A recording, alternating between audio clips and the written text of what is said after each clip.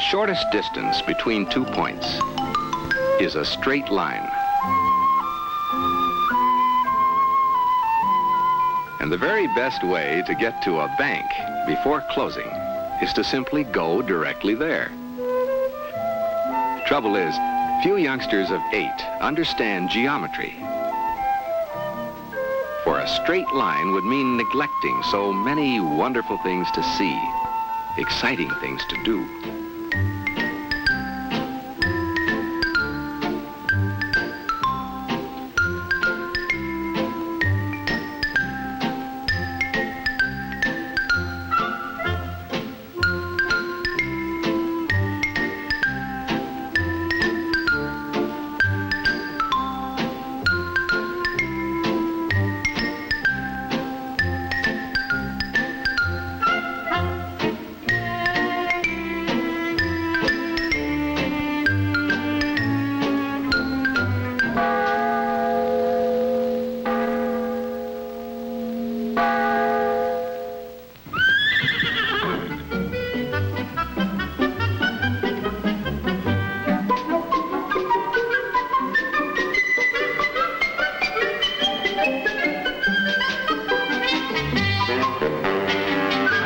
A geometric casualty.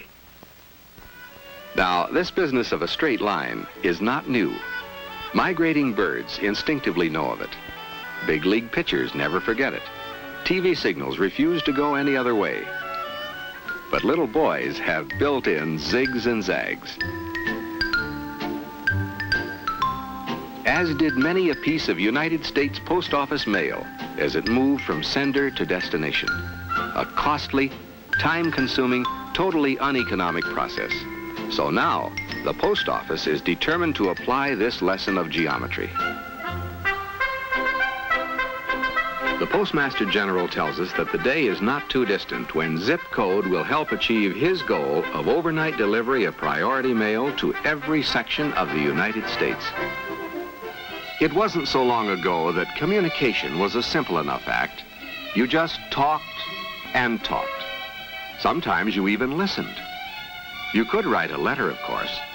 What matter if it took 4 days to go from New York to Philadelphia, 2 weeks to Atlanta, over a month to St. Louis? If the letter from Uncle Ben arrived a day or so later, nobody fussed. Meeting the mailman was the social event of the day. Nobody was in a hurry. The times were tuned to wagon wheels, footpaths, and the puff of wind against sail. Distance was measured by weeks and months. Everything was a far time off. Then, slowly, the country began to get up steam. Wheels rolled faster and roads smoothed out. Commerce shook off its sea anchor and headed westward all the width of the continent. There was a new idea: speed.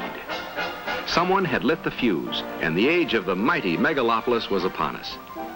Everything was coming up to date in the Kansas cities and the Portlands. Easterners became Westerners, leaving nothing behind but a forwarding address.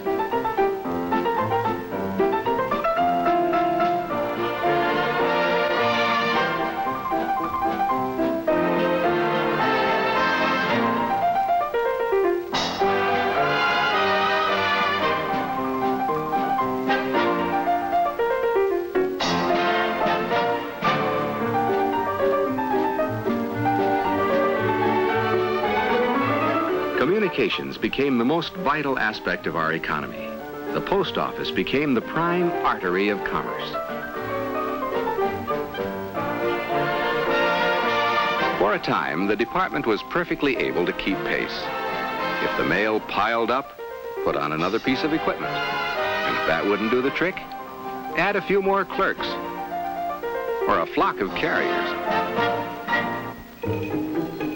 Modern industry, totally dependent on fast and dependable communications, has created a mail explosion. In 1918, the mail volume was 20 billion. 23 years later, it was 30 billion. In 1947, 37 billion. This year, double that. And next year, who knows?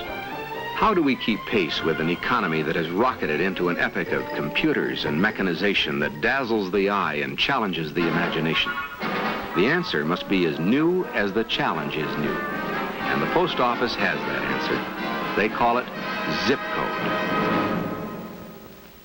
The Postmaster General of the United States, Lawrence F. O'Brien. The Post Office Department is in business with every business in the land. So in this matter of handling our ever-increasing volume of mail, we share a common concern. We have to move each piece of mail in the shortest, straightest line, eliminating unnecessary sortings and transportation detours. We think we can do it. Certainly with the full cooperation of the business community in our zip code program, we know we can do it. We also know that adapting to the zip code program means time and money. But we've been told that it is one of the best investments management can make.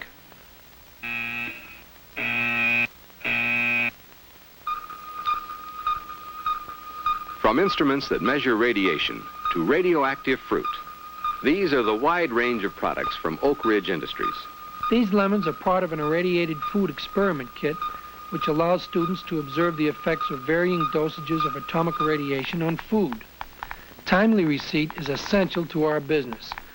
When the post office people told us of the advantages of zip code, I must admit that our first tendency was negative. Our feeling was that it was another regulation to contend with and would mean increased costs. The speaker is Mr. John Brennan, President, Oak Ridge Industries. However, when the motivation behind ZIP was persuasively presented, the obvious gradually penetrated.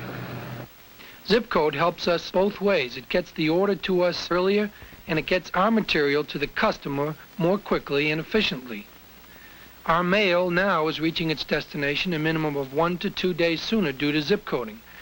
So, although we might cite some high-sounding motivations, such as desire to cooperate with our government or a love of postal officials, the fact is that our principal interest in cooperating is self-interest.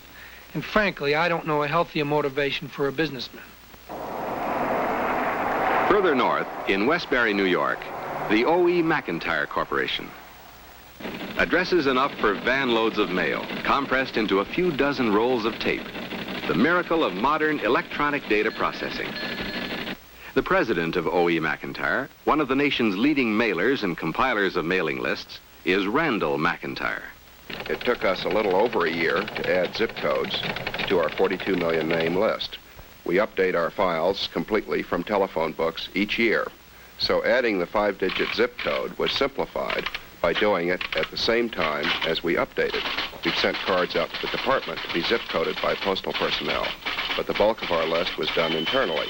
We achieved a very low cost per 1,000 names for the zip coding process, something in the neighborhood of $1 per 1,000 names. We think the zip code program will help control costs in the post office department and hence will have a beneficial effect both on postage rates and on taxes. 80% of the mail handled by the post office originates in the business community. Bills and payments, bank deposits and receipts, advertising, the all-important day-by-day correspondence that is the life stream of modern business. Prior to zip code, mail traveling overland became enmeshed in a network of obsolete, inefficient, time-consuming routes. Like an errant pinball, it bounced to be resorted and rebagged and delayed at every redistribution center. Mail held up, opportunities lost. The vast postal network at the point of paralysis. Patchwork, piecemeal solutions just wouldn't work. The answer had to come by way of revolutionary change. Zip code is just this, a revolutionary change. The country has been divided into 10 regional areas, an entirely new mail distribution concept. The key to this system is the 5-digit zip code number. Let's see how this one works. The first number, 2, indicates one of these regions. In this case, a portion of the East. The second and third digits, 12, pinpoint Baltimore, Maryland, a city within Region 2. 212, therefore, identifies the Baltimore sectional center. Sectional centers are carefully selected as transportation hubs of rail, highway, air, and even water. The last 2 digits of the zip code number indicate the final stop before delivery, a local post office. In this case, the 27 pinpoints the Halethorpe branch in Baltimore. 21227. When long-distance mail enters the new zip code mail system, it's as if a giant hand has ironed out the creases. It travels from sectional center of the sender to sectional center of destination with no intermediate stops for massing and sorting, traveling in as straight a line as transportation routes can provide. This is how the mail went from New York City to Carbondale, Illinois. But look at the zip code route. Less handling and better service. Time saved, a minimum of 24 hours. Small town to small town. Fenton, Missouri to Mount Vernon, New York. The old and the new. Greater efficiency and the time saved, at least a day or two. This, in essence, is zip code, cutting handling and transportation of mail down to bare bone. The straight line concept of mail delivery, now a working, proven postal system. Zip code means speed. It means less handling, less chance for mail to be misdirected or damaged. But many concerns, both large and small, have found that they can use zip code to update and support other activities of their business. This is the creative use of zip code. One of the more exciting extras to come out of the zip code program has been its utilization by many concerns as a market research tool. In Pittsburgh, Pennsylvania, Burrell Corporation sells scientific instruments and laboratory supplies. Mr. R.M. Arnold, president, is impressed with the zip code program. With zip codes, we find that we can focus sharply on a smaller area. This enables us to do a market research program with a specific product in a selected territory. From the results of this test, we can determine whether or not we wish to proceed with a full-scale sales program. By using sectional centers to concentrate our sales effort, we find that we can introduce new products using a lesser number of expensive prototype instruments. A definite saving for the company. Flower of the Month, Grand Rapids, Michigan, is not a large-scale operation. Nevertheless, by combining the zip code number with accounting procedures, its president, Mr. Laug, is getting extra mileage, extra profit from zip code. The search for a way to use zip to our greatest personal advantage evolved into an 8-digit account number. The customer's zip code is the first 5 numbers, and the last 3 are for our own records. The IBM printer prints the full account number in the appropriate place on the mailing, and the zip code portion only on the address.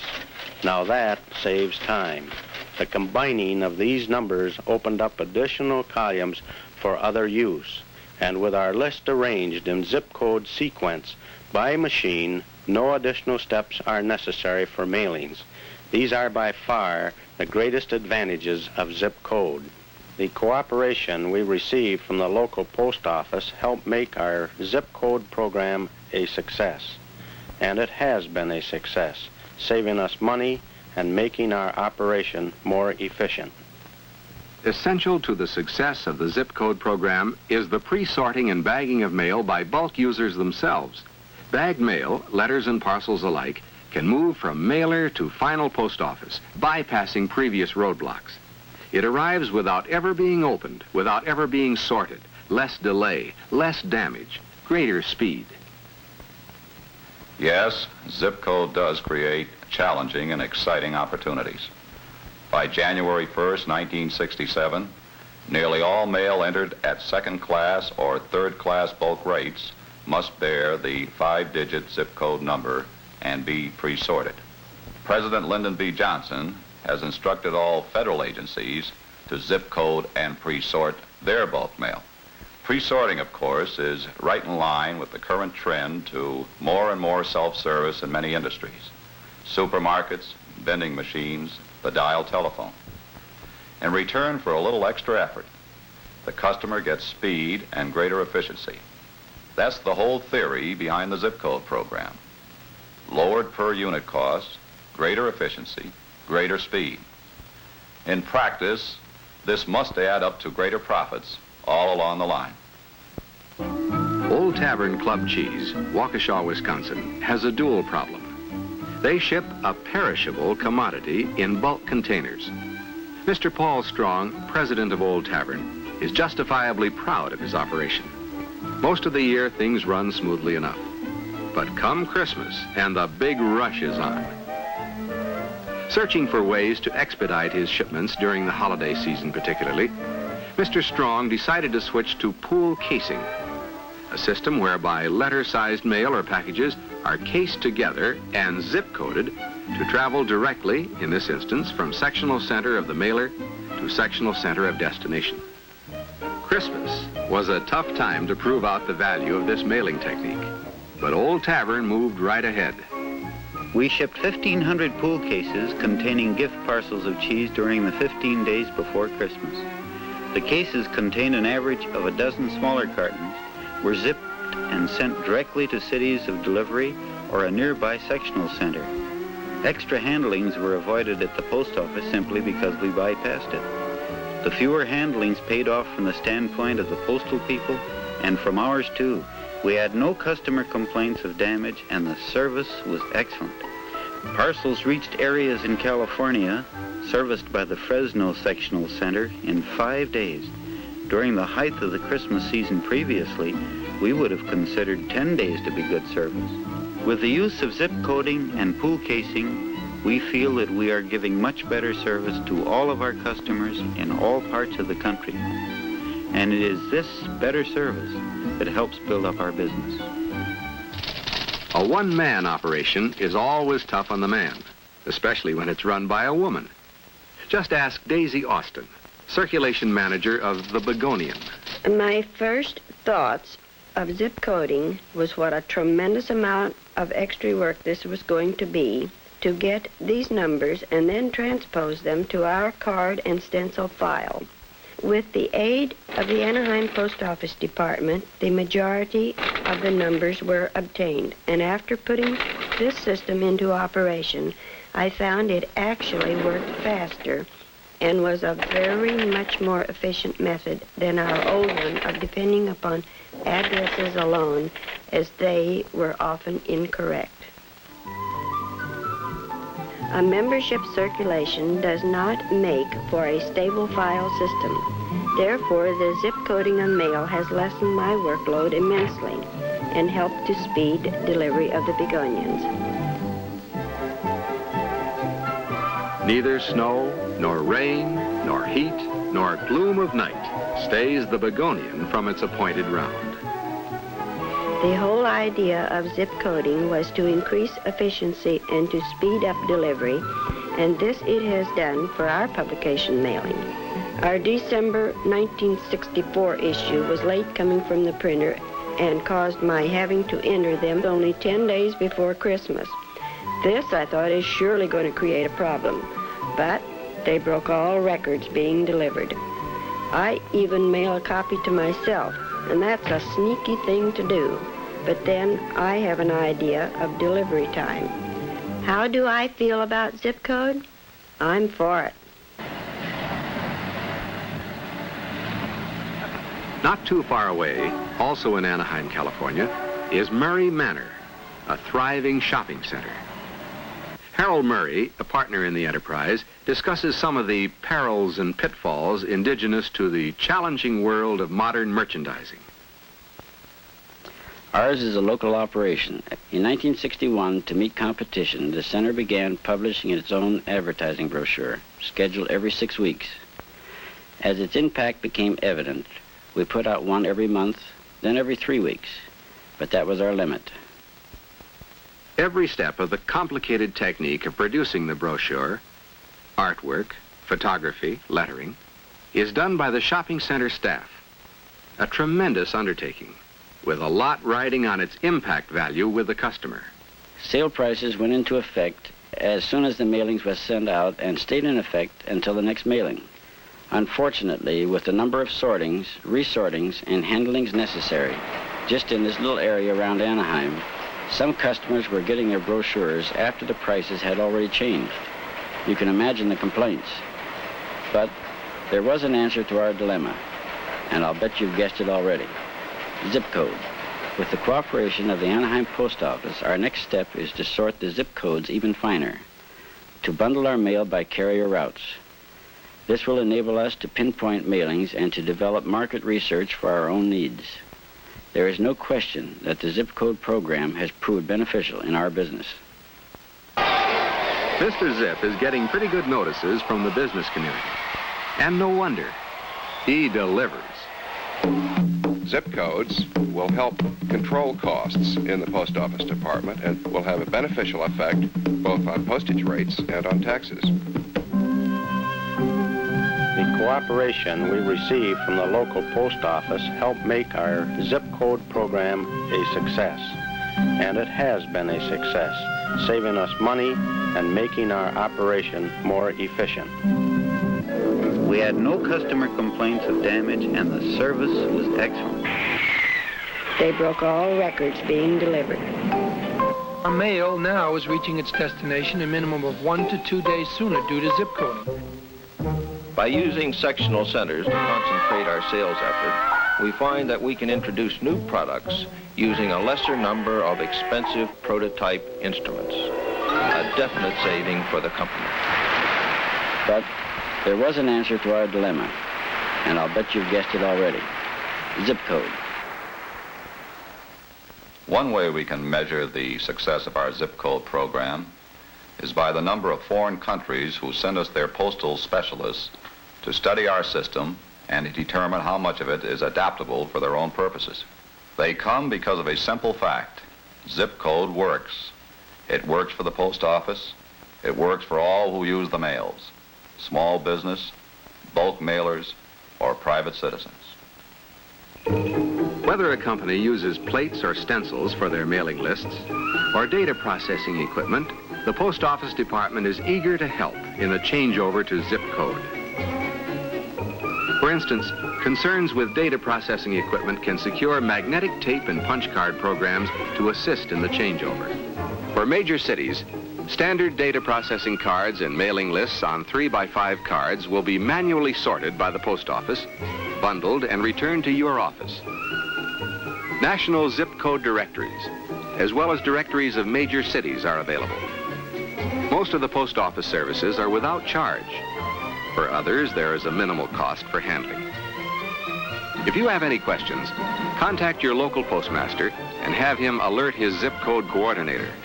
Or you can turn to the manufacturer of your addressing equipment, who has programs available to assist in the changeover to zip code. Or you can call upon a number of private service bureaus who have experience in adapting to zip code. Mr. Neil Cronin of one such company, the Statistical Tabulating Corporation, explains. We combine extensive technical knowledge with the most modern computers. This unique combination of man and machine makes possible several solutions to the problem of zip coding name and address files. If a client has a manual system, we will send in a team of trained clerks to add the zip code by hand. There is no question that a qualified service bureau can provide convenience and economy in adding the zip code to a name and address file. Zip code is bringing the mail explosion under control, but success depends on full cooperation with the post office by every mailer, large and small. It will bring a precision to the post office that our economy must have to continue to new peaks of prosperity.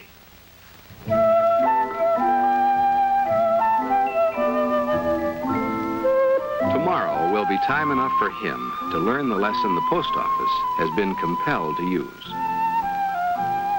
The shortest distance between 2 points is still the straight line.